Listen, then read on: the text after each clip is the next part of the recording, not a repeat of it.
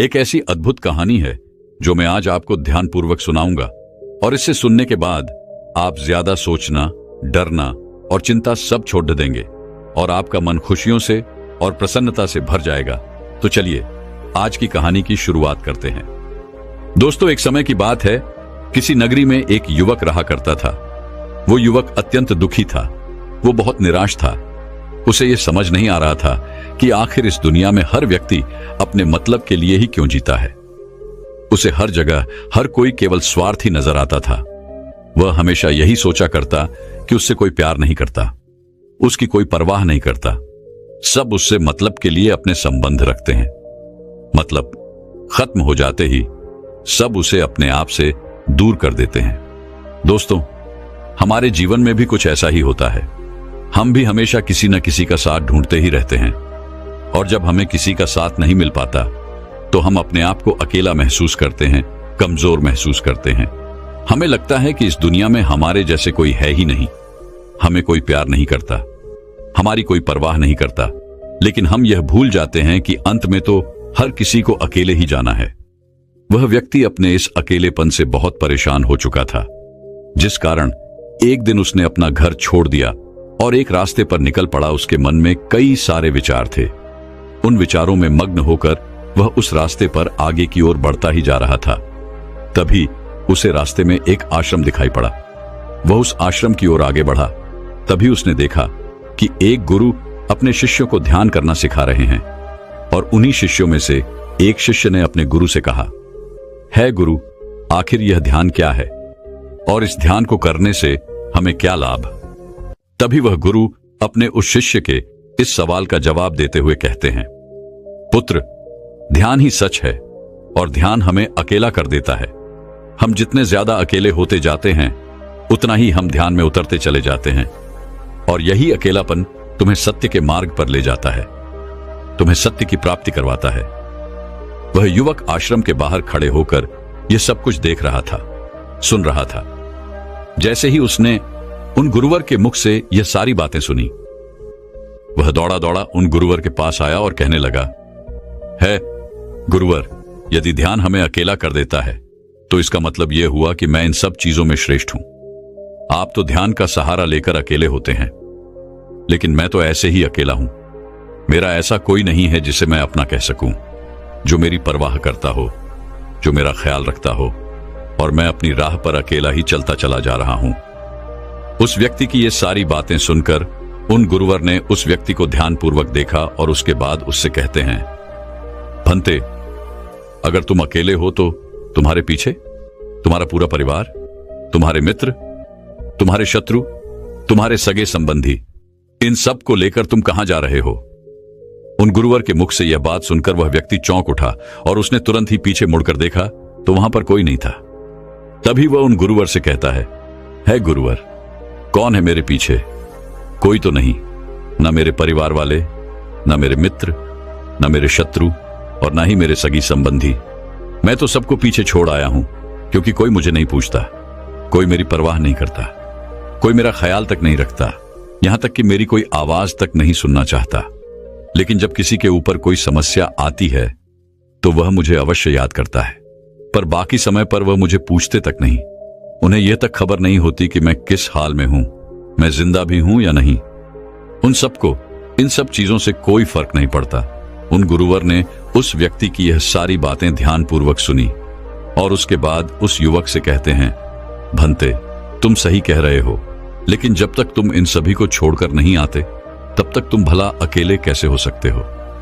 वह व्यक्ति एक बार फिर से आश्चर्यचकित होकर पीछे मुड़कर देखता है और फिर उन गुरुवर से कहता है गुरुवर, यहां पर तो कोई नहीं है, मैं अकेला ही यहां पर आया हूं। लग रहा है कि आप मेरा मजाक उड़ा रहे हैं। मेरे पीछे कोई नहीं है, आप खुद देख सकते हैं, तो फिर आप ऐसा क्यों कह रहे हैं कि जाओ और इन्हें छोड़कर आओ? जब मेरे साथ कोई है ही नहीं तो मैं भला उन्हें कहां छोड़ूं, कैसे छोड़ूं? उस युवक की ये सारी बातें सुनकर वह गुरुवर मुस्कुराने लगे और उस युवक से कहते हैं, भंते, आखिर तुम मुझसे क्या चाहते हो? इस पर वह युवक उन गुरुवर से कहता है गुरुवर, मैं आपका शिष्य बनना चाहता हूं, मुझे कोई साथी चाहिए, मुझे अपना शिष्य बना लीजिए, मैं जीवन भर आपका आभारी रहूंगा। उस युवक की यह बातें सुनकर उन गुरुवर ने कहा, भंते, तुम चाहो तो यहां पर 1 महीने रह सकते हो। उसके बाद ही मैं यह निर्णय कर पाऊंगा कि क्या मुझे तुम्हें अपना शिष्य बनाना चाहिए या फिर नहीं। लेकिन तुम्हें मेरी एक बात माननी होगी। तुम्हें इन 30 दिनों के अंदर ध्यान का अभ्यास करना होगा। अगर तुम ये कर सकते हो तो तुम यहां पर अगले 1 महीने के लिए रुक सकते हो, अन्यथा तुम्हारे लिए यहां पर कोई जगह नहीं। उस व्यक्ति ने काफी सोच विचार कर उन गुरुवर से कहा, है गुरुवर, आप जैसा कहेंगे मैं वैसा ही करूंगा। आप चाहते हैं कि मैं इन 30 दिनों में ध्यान का अभ्यास करूं, तो मैं यह करने के लिए तैयार हूं। उस व्यक्ति ने उन गुरुवर की बात मान ली और आश्रम में ही रुक गया। अगले दिन सुबह सुबह वह गुरुवर उस व्यक्ति के पास आए और उस व्यक्ति से कहने लगे, भंते, तुम किससे बात कर रहे हो? तुम्हारा ध्यान कहां है? इस पर वह व्यक्ति जवाब देते हुए कहता है गुरुवर, मेरे साथ तो कोई नहीं है, मैं भला किससे बात करूंगा, मैं तो अकेला हूं। तभी वह गुरुवर उस व्यक्ति से कहते हैं, ठीक है, लेकिन अब ध्यान लगाओ, क्योंकि तुमने मुझे वचन दिया था कि इन 30 दिनों में तुम ध्यान का अभ्यास करोगे। उन गुरुवर के कहने पर वो व्यक्ति ध्यान करने बैठ जाता है। लेकिन पहले दिन उसे ध्यान करने में बहुत तकलीफें आती हैं, बहुत सारी परेशानियों का सामना करना पड़ता है। यहां तक कि वो ढंग से लगातार बैठ भी नहीं पा रहा था। उसके पैर मानो सुन्न से हो जाते और उसका पैर मानो काम करना ही बंद कर देता। ये सारी बातें वह गुरुवर देख रहे थे। तभी उन गुरुवर ने उस व्यक्ति से कहा, बनते, तुम जितना देर चाहो उतना देर बैठ सकते हो। ये ऐसा कोई जरूरी नहीं है कि तुम एकाएक लगातार बैठे ही रहो। यदि तुम्हें थोड़ी तकलीफ है तो तुम उठ सकते हो, टहल सकते हो और फिर आकर बैठ सकते हो। इतना कहकर वह गुरुवर वहां से चले गए। अगले दिन सुबह सुबह फिर वह उस व्यक्ति के पास आए और उस व्यक्ति से कहने लगे, भंते कौन है? किससे बातें कर रहे हो? कोई आया है क्या? उन गुरुवर की इस बात का जवाब देते हुए वह व्यक्ति उन गुरुवर से कहता है गुरुवर, यहां पर तो कोई नहीं है, आप खुद देख लीजिए, मैं भला किससे बातें करूंगा। तभी वह गुरुवर एक बार फिर उस व्यक्ति से कहते हैं, चलो ध्यान का अभ्यास करो। तभी वह व्यक्ति उन गुरुवर से कहता है गुरुवर, क्या केवल आंखें बंद करके बैठ जाना, इसे ही ध्यान कहते हैं? अगर इसे ही ध्यान कहते हैं तो यह तो बड़ा ही आसान है और इसे तो कोई भी कर सकता है। केवल आंखें बंद करके बैठना ही तो है। इसका जवाब देते हुए वह गुरुवर उस व्यक्ति से कहते हैं, भंते, केवल आंखें बंद करके बैठ जाना इसे ध्यान नहीं कहते। ध्यान करने के लिए तुम्हें अपने मन को एकाग्र करना होगा। अपने मन को किसी एक चीज पर लगाना होगा। वह कोई भी चीज हो सकती है, बाहर की कोई आवाज या तुम्हारे भीतर से आने वाली ये सांसें, इन सांसों के अंदर और बाहर होने की आवाज। तुम ऐसी किसी भी चीज पर ध्यान लगा सकते हो जो लगातार वर्तमान समय में घट रही है, ताकि तुम्हारा पूरा ध्यान उस चीज पर एकाग्र हो और तुम्हारा ध्यान कहीं भी भटके नहीं, जिस कारण तुम उस पर ध्यान लगा पाओगे। और एक बात और याद रखना, जब तुम उस चीज पर ध्यान लगाओगे तो तुम्हारा ध्यान हटना नहीं चाहिए। इतना कहकर वह गुरुवर वहां से चले गए। अगले दिन जब वह सुबह सुबह एक बार फिर उस व्यक्ति से मिलने आए तो उन्होंने एक बार फिर उस व्यक्ति से कहा, भंते, आज कौन आया है? किससे बातें कर रहे हो? बड़ी जोर जोर से आवाज आ रही है। तुम यहां पर खुद शांति पाने आए हो या फिर दूसरों को अशांत करने के लिए? वह व्यक्ति उन गुरुवर से कहता है गुरुवर, पर यहां पर तो कोई है ही नहीं, तो मैं भला किससे बात करूंगा? यहां तक कि अभी तक मेरे मुख से एक शब्द तक नहीं निकला है, तो फिर आपको कैसे जोर जोर की आवाजें कहां से आ रही हैं? और जब मैंने एक शब्द भी नहीं बोला तो मैं भला दूसरों के लिए अशांति का कारण कैसे बन सकता हूं? तभी वह गुरुवर उस व्यक्ति से कहते हैं, ठीक है, चलो ध्यान का अभ्यास करो। तभी वह व्यक्ति उन गुरुवर से कहता है गुरुवर, मेरा एक प्रश्न है, क्या मैं आपसे पूछ सकता हूं? तभी वह गुरुवर उस व्यक्ति से कहते हैं, पूछो, तुम्हें क्या पूछना है? तभी वह व्यक्ति उन गुरुवर से कहता है गुरुवर, आप कहते हैं किसी भी एक चीज पर ध्यान लगाओ जो वर्तमान समय में घट रही हो, उस पर अपना पूरा ध्यान लगा दो। लेकिन जब मैं अपनी सांसों पर या फिर किसी ऐसी चीज पर ध्यान लगाने का प्रयास करता हूं जो लगातार घट रही है, तो मेरा ध्यान लगातार नहीं रह जाता। मैं पल पल भटकता रहता हूं। कभी मुझे कुछ याद आने लगता है तो कभी मुझे कुछ और याद आने लगता है। वो पुरानी चीजें, वो पुरानी यादें मेरा पीछा नहीं छोड़ती। आपके कल यहां से चले जाने के बाद मैंने ध्यान करने के लिए बहुत प्रयास किया, लेकिन वह पुरानी यादें बार बार मुझे याद आ रही थीं, जिस कारण मैं एक चीज पर ध्यान लगा ही नहीं सका। तो अब मुझे क्या करना चाहिए? उस व्यक्ति की यह सारी बातें सुनकर वह गुरु मुस्कुराने लगे और वहां से चले गए। उन गुरुवर की हंसने की वजह उस व्यक्ति को समझ नहीं आई। अगले दिन सुबह सुबह एक बार फिर वह गुरु उस व्यक्ति के पास पहुंचे और कहा, भंते, ये तुम क्या कर रहे हो? इतना आलस, चारों ओर आलस ही आलस फैला हुआ है। अपने पास से आलस को भगाओ, अन्यथा यह तुम पर हावी हो जाएगा और फिर तुम हमेशा इसके अधीन बनकर रहोगे। तभी वह व्यक्ति गुरुवर से कहता है गुरुवर, आप तो रोज एक ही बात कहते हैं कि यहां पर कोई है, लेकिन मुझे तो कोई नजर आता ही नहीं। आप ही बताइए, यहां पर कौन है? तभी वह गुरु वह उस व्यक्ति से कहते हैं, ठीक है, चलो अभ्यास के लिए चलते हैं। तभी वह व्यक्ति उन गुरुवर से कहता है गुरुवर, मेरा एक प्रश्न है, आपकी आज्ञा हो तो मैं आपसे पूछना चाहता हूं। है गुरुवर। उस व्यक्ति से कहते हैं, हां पूछो, क्या प्रश्न है तुम्हारा?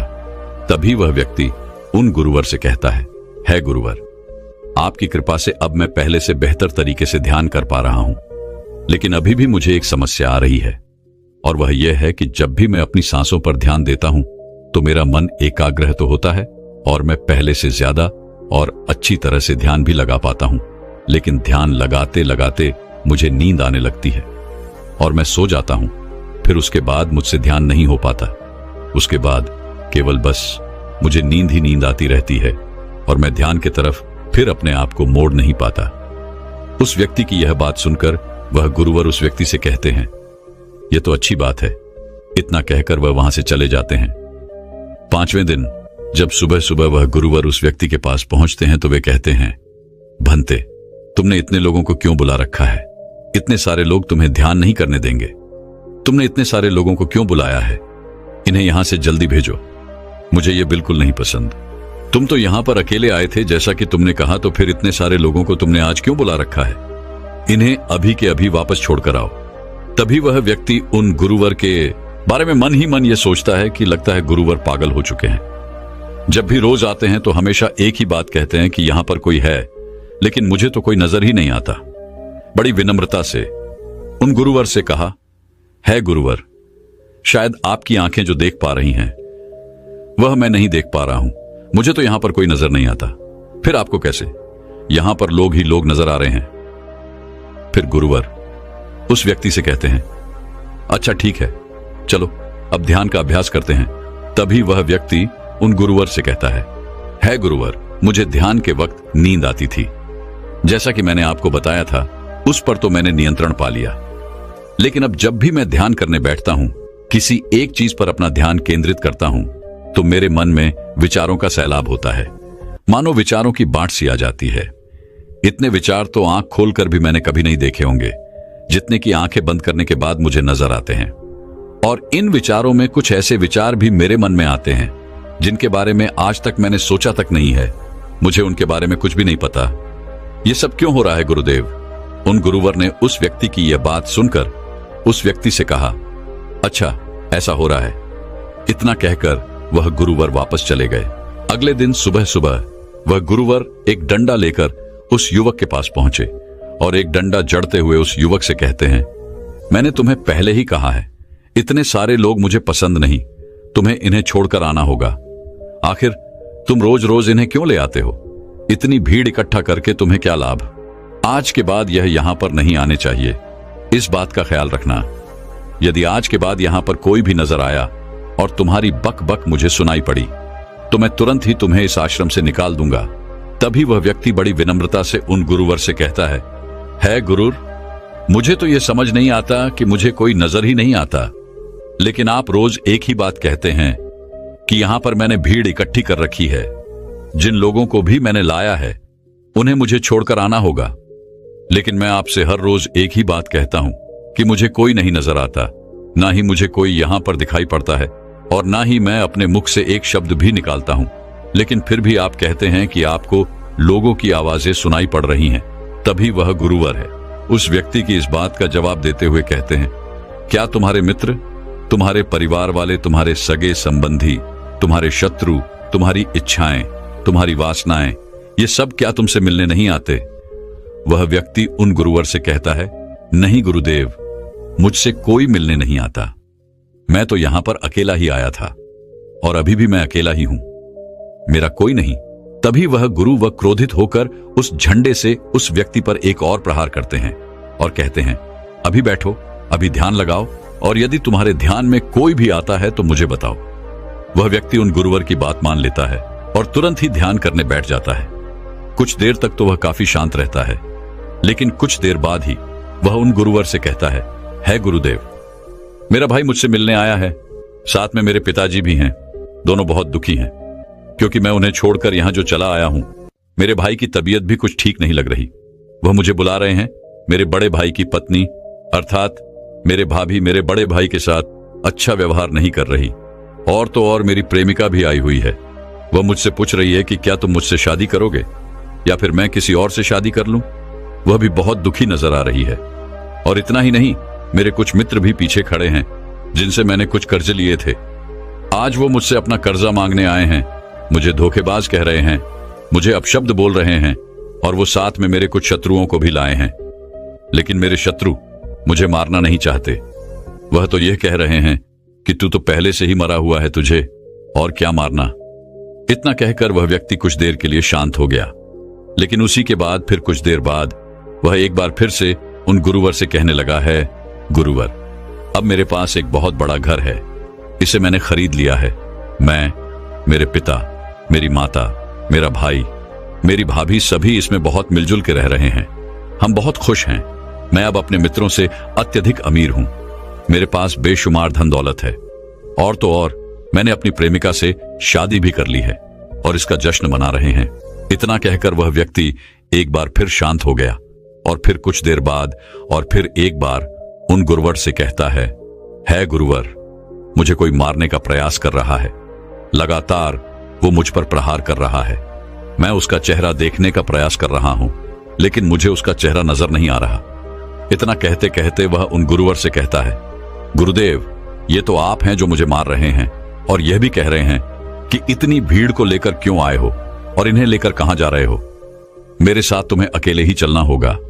इतना कहकर वह व्यक्ति ध्यान से उठ गया और उनको रुके चरणों में गिर पड़ा और उनसे कहने लगा, है गुरुदेव, आप सही थे। आप जो हमेशा कहते थे कि इस भीड़ को लेकर मैं कहां जा रहा हूं, आप हमेशा यही कहते थे कि इन सबको छोड़कर आओ, लेकिन मुझे कोई नजर नहीं आता था। लेकिन आज मैंने उन सबको देख लिया जिन्हें मैं अपने साथ लेकर आया था, जिन्हें मैं अपने साथ लेकर घूम रहा था। हर कोई मेरे साथ ही है, मेरे पास है। लेकिन मैं ये सोच रहा था कि आखिर मैं इतना बेचैन क्यों हूं और मेरी बेचैनी की वजह क्या है। उस व्यक्ति की यह सारी बातें उन गुरुवर ने ध्यानपूर्वक सुनी और उसके बाद वो वहां से चुपचाप उठकर चले गए। उसके बाद से वो गुरुवर उसके पास कभी नहीं आए। लेकिन वह व्यक्ति हर रोज ध्यान का अभ्यास कर रहा था और पूरे 1 महीने बाद जब वह उन गुरुवर के पास पहुंचा तो उन गुरुवर से कहने लगा है, गुरुवर, जैसा कि आप कहते थे कि मैं हमेशा अपनी भीड़ को अपने साथ लेकर घूमता हूं, तो आज मैंने उस भीड़ को विदा कर दिया है और अब मैं बिल्कुल अकेला हूं। मेरे साथ कोई नहीं, मेरे साथ आप भी नहीं है, यहां तक कि मैं खुद अपने साथ नहीं हूं। मैं एक परम शांति महसूस कर रहा हूं। अब मुझे ऐसा प्रतीत होता है कि अब मेरे जीवन में कोई समस्या नहीं है, कोई समाधान नहीं है। मैं बहुत हल्का महसूस कर रहा हूं, मैं बहुत अच्छा महसूस कर रहा हूं, और इस शांति में जो आनंद है इसका क्या कहना। तभी वह गुरुवर उस व्यक्ति से कहते हैं, भंते, अगर तुम चाहो तो इस अकेलेपन को लेकर तुम अपनी दुनिया में वापस जा सकते हो। अव्याधि, तुम उस संसार में वापस भी लौट जाओ। भले ही लोग तुम्हारे आसपास क्यों न रहे, भले ही पूरी भीड़ तुम्हारे साथ क्यों न रहे, लेकिन फिर भी तुम अकेले ही रहोगे। फिर चाहे वह तुम्हारे रिश्तेदार हो, सगे संबंधी हो, परिवार वाले हों, तुम्हारे मित्र, तुम्हारे शत्रु, तुम्हारी भावनाएं या फिर तुम्हारी प्रेमिका, इन सब के साथ रहकर भी तुम पूर्ण रूप से अकेले ही रहोगे। और इतना ही नहीं, तुम्हारे जीवन में जब भी कोई बुरी परिस्थितियां आएंगी तब भी तुम बिल्कुल अकेले और शांत रहोगे, और तुम हर परिस्थितियों का समाधान निकालने में भी अब पूरी तरह सक्षम हो चुके हो। और यदि अब तुम चाहो तो मैं तुम्हें अपना शिष्य बना सकता हूं, क्योंकि हो सकता है तुम्हें यह लग रहा हो कि यह 30 दिन तो पूरे खत्म हो चुके, लेकिन ध्यान का मार्ग अभी शुरू हुआ है। और याद रहे कि अभी तो बहुत कुछ सीखना है, जानना है, लेकिन कुछ रखना नहीं है। यह मार्ग अभी शुरू हो रहा है और यह मार्ग अति लंबा है और इस मार्ग की शुरुआत शांति से ही होती है। तभी वह व्यक्ति उन गुरुवर को प्रणाम करता है और उनसे कहता है, हे गुरुवर, मैं अपने घर वापस लौटना चाहता हूं, अपने उस संसार में वापस जाना चाहता हूं ताकि मैं अपनी जिम्मेदारियों को निभा सकूं और साथ ही साथ इस मार्ग पर भी आगे बढ़ सकूं। यदि आपकी आज्ञा हो। इतना कहकर वह व्यक्ति शांत हो गया। तभी वह गुरु मुस्कुराने लगे और उस व्यक्ति से कहते हैं, भंते मन शांत हो तो सब हो सकता है। तुम संसार में रहकर भी अकेले रह सकते हो, लेकिन एक बात याद रखना कि हमें सीखना बहुत कुछ है, जानना बहुत कुछ है, लेकिन रखना कुछ भी नहीं। अब तुम जा सकते हो, तुम्हारा कल्याण हो। तो दर्शकों, चलिए अब ज्यादा सोचने के ऊपर अगली कहानी की शुरुआत करते हैं। संपूर्ण मानव जाति एक दौड़ में लगी हुई है, एक ऐसी दौड़ जो कभी पूरी नहीं होती, जो उसके जन्म के साथ शुरू होती है और मरने तक उसका पीछा नहीं छोड़ती। लेकिन क्या कभी आपने ध्यान दिया है कि यह दौड़ किस चीज की है? जरा ठहरकर खुद से पूछिए कि आप किसके पीछे दौड़ रहे हैं और वास्तव में क्या यह दौड़ कभी पूरी हो सकती है? जिन भौतिक सुख सुविधाओं को इकट्ठे करने में इंसान लगा रहता है, क्या वास्तव में वो भौतिक सुख सुविधाएं उसे शांति या फिर आनंद प्रदान कर सकती है? सिकंदर ने मरने से पहले अपने सभी मंत्रियों को कहा था कि जब मेरी अर्थी उठाई जाए तो मेरा शरीर ढका हुआ नहीं होना चाहिए, मेरी हथेलियां खुली होनी चाहिए, ताकि सारी दुनिया यह देख सके कि जो सिकंदर पूरी दुनिया को जीत सकता था, वो भी अपने साथ कुछ नहीं ले जा सका। उसके हाथ खाली के खाली रह गए। लेकिन जीवन की बागडोर ऐसी होती है कि उसे कभी ठहरने का वक्त ही नहीं मिलता। कभी वह सोच विचार ही नहीं करता कि जीवन का सबसे बड़ा सुख क्या है और इसके विपरीत जीवन का सबसे बड़ा दुख क्या है। सुख सुविधाएं तो बहुत लोग इकट्ठा कर लेते हैं, लेकिन सही मायने में उसका भोग कितने लोग कर पाते हैं? वही भौतिक वस्तुएं जो उसने अपने आनंद, अपनी शांति के लिए संग्रहित की थी, वही सुख सुविधाएं उसके दुख का कारण बन जाती हैं। जब पैसा नहीं कमाया था तो पैसा ना होने का दुख था, और जब पैसा कमा लिया तो वही पैसा उसके बच्चों के लिए या उसके लिए झगड़े का कारण बन जाता है। तो फिर कैसे सुख सुविधाएं, किन चीजों के पीछे आप भाग रहे हो? आज की जो कहानी मैं आप लोगों को सुनाने वाला हूं, उसमें आपको जीवन का सबसे बड़ा दुख और सबसे बड़ा सुख पता चलेगा। इससे पहले कि आप इस कहानी में खो जाएं, इस चैनल को सब्सक्राइब जरूर कर लें। तो चलिए कहानी शुरू करते हैं। अपनी गरीबी के दिन याद करके सेठ दनानंद की आंखों में आंसू आ गए। आज उसने जीवन में सब कुछ हासिल कर लिया था। सारी सुख सुविधाएं उसके पास थी। घर में नौकर चाकर थे, हजारों लोग उसके नीचे काम करते थे, जो उसकी एक आवाज पर उसके पास खड़े होते थे। लेकिन फिर भी आज सब कुछ हासिल कर लेने के बाद भी वो दुनिया में अपने आप को सबसे गरीब आदमी समझ रहा था। आखिरकार अपनी गरीबी के दिन याद करके उसकी आंखों में आंसू आ गए।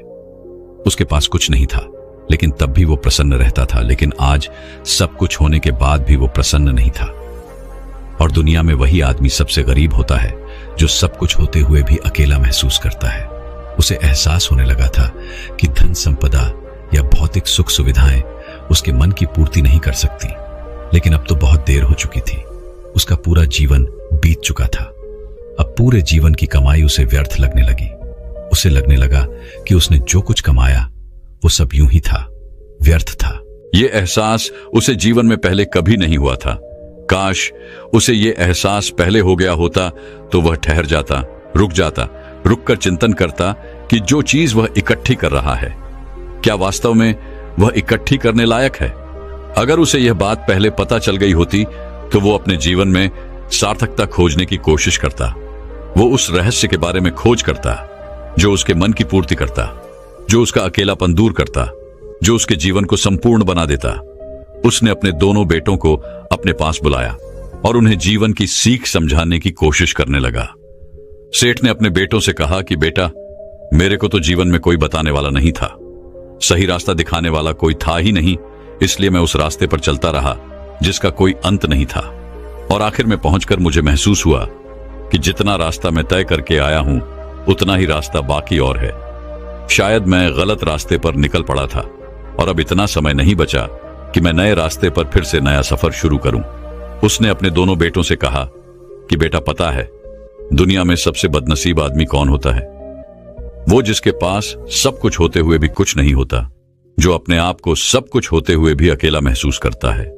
भला इससे बड़ा दुख, इससे बड़ी बदनसीबी और क्या हो सकती है? यह सुनकर उसके बड़े बेटे ने कहा कि पिताजी, सब कुछ तो आपके पास है, धन संपदा, पूरा परिवार, सारी खुशियां आपके पास है, लेकिन फिर भी आप अपने आप को बदनसीब क्यों समझते हैं? उसका बड़ा बेटा वह नहीं समझ पा रहा था जो उसके पिता उसे समझाने की कोशिश कर रहे थे। फिर भी उसने अपनी बात को समझाने की कोशिश करते हुए कहा, अभी तुम्हें लगता है कि जीवन में तुम्हारे पास सब कुछ है। मुझे भी तुम्हारे उम्र में ऐसा ही लगता था, लेकिन अब मैं बूढ़ा हो चला हूं। कुछ समय बाद मेरी मृत्यु भी नजदीक है और अब मुझे एहसास हो रहा है कि दुनिया में तो सब कुछ पीछे छूट जाता है।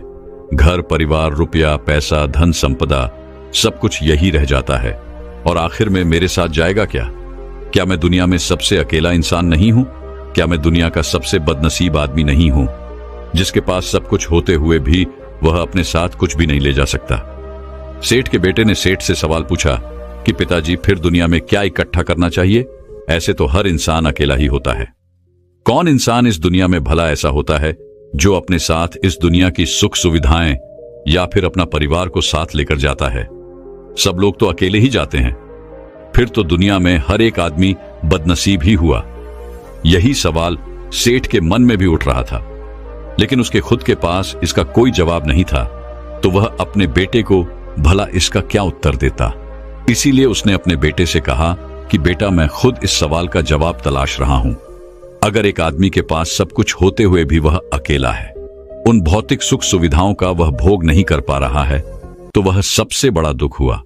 मैं मानता हूं दुनिया का सबसे बड़ा दुख यही है कि आपके पास सब कुछ होते हुए भी आप अकेलापन महसूस करो। लेकिन इसके विपरीत दुनिया का सबसे बड़ा सुख क्या हो सकता है? इस सवाल का जवाब तो मेरे बेटे मुझे भी नहीं पता। इसीलिए मैं यह चाहता हूं कि मेरे मरने से पहले जिस सवाल का जवाब मुझे नहीं मिला, वह जवाब तुम अपने जीवन में ढूंढो। और यकीन मानो, अगर तुमने अपने जीवन में इस सवाल का जवाब ढूंढ लिया तो तुम दुनिया के सबसे सुखी इंसान कहलाओगे। यह कहानी सुनाकर गुरु ने अपने शिष्यों से सवाल पूछा कि दुनिया में सबसे बड़ा सुख क्या होता है। सभी शिष्य ध्यानपूर्वक अपने गुरु की यह कहानी सुन रहे थे। संध्या का समय था। धीमी धीमी हवा चल रही थी, जिससे कि पेड़ की पत्तियां हिल रही थीं। आसमान में पक्षी सहचा रहे थे। सूर्य अस्त होने को आया था और सभी शिष्य अपने गुरु से इस सवाल का जवाब जानना चाहते थे। लेकिन इससे पहले ही गुरु ने अपने शिष्यों से सवाल पूछ लिया। इसका उत्तर देते हुए एक शिष्य ने कहा कि गुरुदेव, दुनिया में सबसे सुखी इंसान वही है जिसका शरीर सुखी है। अगर आपके शरीर में बीमारियां हैं तो आपके पास कितनी भी भौतिक सुख सुविधाएं हों, आपके लिए वो व्यर्थ है। और इसके विपरीत अगर आपका शरीर सुखी है, अगर आपका शरीर स्वस्थ है, तो चाहे आपके पास कुछ भी नहीं हो, लेकिन उसके बावजूद आप अपने जीवन में सुखी रहोगे। इसीलिए संसार का सबसे बड़ा धन हमारा शरीर होता है। यह सुनकर दूसरे शिष्य ने उसका विरोध करते हुए कहा कि गुरुदेव, दुनिया में बहुत से लोग ऐसे हैं जिनका शरीर एकदम स्वस्थ है, लेकिन बावजूद इसके वो अपने जीवन में सुखी नहीं है। मैं मानता हूं कि जीवन में सबसे ज्यादा सुखी वही इंसान है जिसका मन सुखी है। गुरु ने अपने इस शिष्य से सवाल किया कि अच्छा ये बताओ कि मन को सुखी किस प्रकार किया जा सकता है। इसका जवाब देते हुए उस शिष्य ने कहा कि गुरुदेव, मन कभी भी संतुष्ट नहीं होता है। अगर हम किसी प्रकार मन को संतुष्ट करना सीख लें तो फिर हम किसी भी परिस्थिति में आनंद और शांति से रह सकते हैं। लेकिन समस्या यही होती है कि मन का भला कभी होता ही नहीं है। मन को चाहे कितना भी खिला दो, लेकिन उसकी भूख कभी पूरी नहीं होती। चाहे उसको कितना ही धन दे दो, लेकिन बावजूद इसका लालच बढ़ता ही जाता है। अब गुरु ने सभी शिष्यों को समझाना शुरू किया। गुरु ने कहा कि अज्ञानतावश मनुष्य कभी यह समझ नहीं पाता कि उसका मन हमेशा से खाली था, लेकिन व्यर्थ की चिंताएं, व्यर्थ के लक्ष्य अपने जीवन में बनाकर उसने अपने मन को बांध लिया। जिस मन की प्रवृत्ति हमेशा खाली रहने की थी, उसने उस मन को कूड़े कचरे से भर लिया। इसीलिए वह मन जो बचपन में हमेशा खाली रहता था, हर चीज में, हर खेल में आनंद ढूंढ लेता था, अकेले में भी आनंद पूर्वक, शांति पूर्वक रहता था, अब वही मन सब कुछ मिल जाने के बाद भी हमेशा दुखी रहता है। लेकिन अगर इंसान सिर्फ वर्तमान में रहना सीख ले, सिर्फ इतना सा होश प्रकट कर ले कि उसे हमेशा वर्तमान में रहना है, ना तो भविष्य की कल्पनाओं में, ना अतीत की यादों में, सिर्फ वर्तमान में, सिर्फ इस एक सूत्र से वो अपने पूरे जीवन को बदल सकता है। वर्तमान में रहकर सभी सूक्ष्म सुविधाओं का भोग करना, पूर्ण होश के साथ, पूर्ण आनंद के साथ हर एक चीज का भोग करना, सिर्फ यही जीवन को सुखी बना सकता है। हम हर चीज को, हर काम को, हर रिश्ते को आधे अधूरे मन से निभाते हैं। जैसे कि खाना खाते समय हमारा दिमाग कहीं रहता है, हमारा शरीर कहीं रहता है, और इसीलिए जब शरीर और मन में दूरी पैदा होती है तो उससे तनाव पैदा होता है। अगर आपका शरीर और आपका मन और मस्तिष्क सभी एक जगह पर संगठित होना सीख लें, तो फिर आप अपने जीवन में उस शांति, उस आनंद का एहसास कर पाएंगे जो बड़े बड़े योगी पहाड़ों में तपस्या करके प्राप्त करते हैं। लेकिन इसके लिए जीवन में ज्ञान के प्रकाश का उदय होना बहुत आवश्यक है, क्योंकि अज्ञानता में आप अपने मन को कभी नहीं समझ पाएंगे। मन को समझना इस दुनिया का सबसे कठिन कार्य होता है। अगर आप अपने मन को जबरदस्ती वर्तमान में खींच कर लाने की कोशिश करेंगे तो आप बहुत जल्दी परेशान हो जाएंगे। ये कार्य बड़े धीरे धीरे, बड़ी निष्ठा और प्रेम के साथ किया जाता है, बड़े संयम के साथ किया जाता है। अगर आप इसको जबरदस्ती करने की कोशिश करेंगे तो आप तनाव में आ जाएंगे, आप बहुत जल्दी हार मान लेंगे। इसलिए कदम कदम पर आगे बढ़ा जाए तब मंजिल सामने ही है। और यह कहकर गुरु ने सभी शिष्यों से कहा कि अब हम ध्यान करेंगे। ध्यान करने से मनुष्य का मन, उसका मस्तिष्क वर्तमान में स्थापित होना सीख जाता है। धीरे धीरे प्रतिदिन ध्यान का अभ्यास करने से वह उस आनंद और शांति का अनुभव कर पाता है जो सांसारिक वस्तुओं में कहीं नहीं मिलता, जो किसी भौतिक सुख सुविधा में नहीं मिलता।